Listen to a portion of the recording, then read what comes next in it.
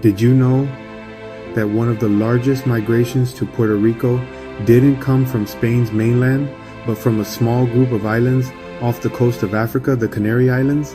When Spain began colonizing the Americas, the Canary Islands became a mandatory stopover for ships crossing the Atlantic.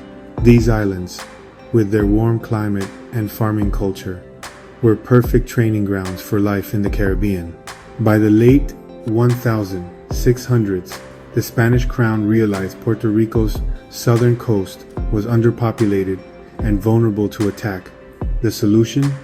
Bring in hundreds of Canarian families to settle the land. In 1678, the first organized migration of Canarians arrived in Puerto Rico. They were given land, seeds, and tools, and told to build new towns, plant crops, and defend the coasts. They settled in places like Guayama, Cuamo, and Ponce, shaping the island's rural life.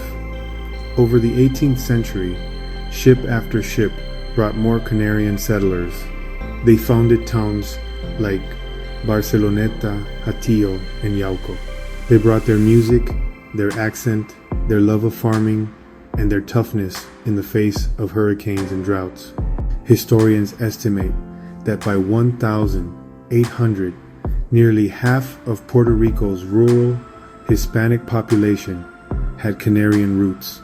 The Jibero identity, hardworking, independent, and tied to the land, grew directly from these settlers.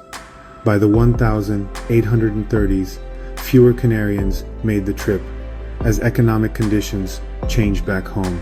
But their influence had already taken root in Puerto Rican Spanish, in folk music, in agricultural traditions, and in family names. If your Puerto Rican ancestors go back more than 200 years, there's a very high chance you carry Canarian blood. Their story is our story, a bridge between two sets of islands, thousands of miles apart, yet forever connected. Puerto Rico, open your eyes. Subscribe, like, share, and press the notification bell for more content. See you soon.